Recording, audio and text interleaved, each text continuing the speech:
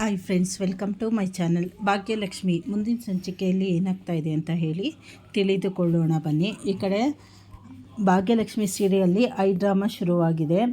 ಈ ಕಡೆ ಕನ್ನಿಕಾ ದೊಡ್ಡ ಐ ಡ್ರಾಮಾ ಮಾಡ್ತಾ ಇದ್ದಾಳೆ. ಆದಿ ಮತ್ತು ಭಾಗ್ಯಾಳನ್ನು ದೂರ ಮಾಡಲೇಬೇಕು ಅಂತ ಹೇಳಿ ಪ್ಲ್ಯಾನ್ ಮಾಡಿದ ಕನ್ನಿಕಾ ನೇರವಾಗಿ ಭಾಗ್ಯಾಳ ಮನೆಗೆ ಒಡವೆ ಮತ್ತು ಹಣದ ಸಮೇತ ಹೋಗ್ತಾಳೆ. ನೀನು ಆದಿಬ್ರೋನನ್ನು ಮದುವೆ ಆಗ್ತಿರೋದು ಈ ಆಸ್ತಿ ಮತ್ತು ಅಂತಸ್ತಿಗಾಗಿ ತಾನೇ. ಈ ಹಣ ಮತ್ತು ಒಡವೆ ತೆಗೋ, ಮತ್ತು ಆದಿಬ್ರೋಯಿಂದ ದೂರ ಇರು ಅಂತ ಹೇಳಿ ಭಾಗ್ಯನಿಗೆ ಈ ಕಡೆ ಅಪಮಾನ ಮಾಡ್ತಾಳೆ. ಇದನ್ನು ಕೇಳಿ ಭಾಗ್ಯನಿಗೆ ತುಂಬಾ ಕೋಪ ಬರುತ್ತದೆ. ಕನಿಕಾ, ನಮ್ಮ ಪ್ರೀತಿ ಪವಿತ್ರವಾದದ್ದು. ಈ ನಿನ್ನ ಒಡವೆ ಹಣ ಯಾವುದಕ್ಕೂ ನಮ್ಮ ಪ್ರೀತಿ ಸಮನಲ್ಲ. ಮೊದಲು ಇಲ್ಲಿಂದ ಹೊರಟು ಹೋಗು ಅಂತ ಹೇಳಿ ಖಡಕ್ಕಾಗಿ ಉತ್ತರ ಕೊಡ್ತಾಳೆ. ಇದನ್ನು ಮರೆಯಲ್ಲಿ ನಿಂತು ನೋಡುತ್ತಿದ್ದ ತಾಂಡವ್, ಭಾಗ್ಯ ಬುದ್ಧಿವಂತೆ, ಕೇವಲ ಒಡವೆ ಆಸೆಗೆ ಬೀಳದೆ ಇಡೀ ಆಸ್ತಿ ಮೇಲೆ ಕಣ್ಣಿಟ್ಟಿದ್ದಾಳೆ ಅಂತ ಹೇಳಿ ತನ್ನದೇ ಆದ ರೀತಿಯಲ್ಲಿ ತಪ್ಪಾಗಿ ಯೋಚನೆ ಮಾಡ್ತಾ ಇರ್ತಾನೆ.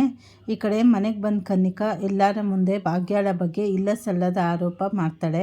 ಭಾಗ್ಯ ಈ ಮನೆಗೆ ಬಂದರೆ ನಮ್ಮ ಅಧಿಕಾರ ಹೋಗುತ್ತದೆ, ನಾವೆಲ್ಲ ಬೀದಿ ಪಾಲಾಗ್ತೇವೆ ಅಂತ ಹೇಳಿ ಕಿರುಚಾಡುತ್ತಾಳೆ. ಈ ವಿಷಯ ತಿಳಿದ ಆದಿ ಸಿಟ್ಟಿನಿಂದ ಬಂದು ಕನ್ನಿಕಾಳಿಗೆ ಸರಿಯಾಗಿ ಬುದ್ಧಿ ಕಲಿಸ್ತಾನೆ.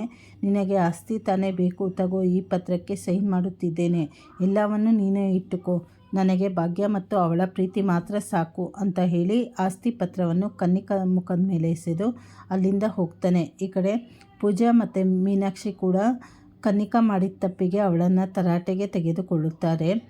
ಆದರೆ ಕನ್ನಿಕಾ ಮಾತ್ರ ಆಸ್ತಿ ತನ್ನಾಯ್ತಲ್ಲ ಅಂತ ಹೇಳಿ ಒಳಗೆ ಖುಷಿ ಪಡ್ತಾಳೆ. ಕೊನೆಯಲ್ಲಿ ಆದಿ ಭಾಗ್ಯನಿಗೆ ಫೋನ್ ಮಾಡಿ ಕನ್ನಿಕಾ ಮಾಡಿದ ತಪ್ಪಿಗೆ ಕ್ಷಮೆ ಕೇಳ್ತಾನೆ. ಭಾಗ್ಯ ಅವನನ್ನು ಸಮಾಧಾನ ಪಡಿಸ್ತಾಳೆ.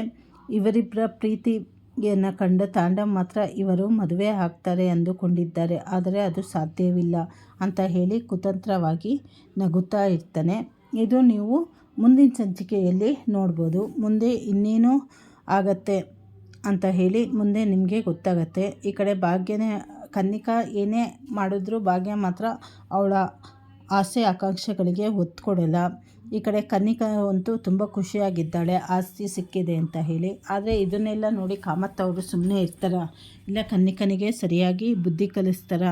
ಕನ್ನಿಕನ ಬುದ್ಧಿ ಪೂಜೆನಿಗೆ ಗೊತ್ತಾಗಿರೋದ್ರಿಂದ ಅವಳು ಅವ್ರ ಅಕ್ಕನಿಗೆ ಹೇಳಿದ್ರೆ ಅವರೇ ಏನಾದರೂ ಪರಿಹಾರ ಮಾಡ್ತಾರಾ ಅಂತ ಹೇಳಿ ಮುಂದೆ ತಿಳಿದುಕೊಳ್ಳೋಣ. ಹೊಸದಾಗಿ ಯಾರ್ಯಾರು ಚಾನಲ್ ನೋಡ್ತಾ ಇದ್ದೀರಾ, ಚಾನಲನ್ನು ಸಬ್ಸ್ಕ್ರೈಬ್ ಮಾಡ್ಕೊಳ್ಳಿ. ಹಾಗೆ ಹೆಚ್ಚಿನ ಮಾಹಿತಿಗಾಗಿ, ಅಪ್ಡೇಟಿಗಾಗಿ ನೀವು ಬೆಲ್ ಬಟನ್ ಒತ್ತಿದ್ರೆ ನಾನು ಅಪ್ಲೋಡ್ ಮಾಡಿದ ತಕ್ಷಣ ನಿಮಗೆ ನೋಟಿಫಿಕೇಷನ್ ಬರುತ್ತೆ. ಹಾಗೆ ಲೈಕ್ ಮಾಡಿ, ಶೇರ್ ಮಾಡಿ, ಪೂರ್ತಿ ವಿಡಿಯೋ ವಾಚ್ ಮಾಡಿ. ಧನ್ಯವಾದಗಳು.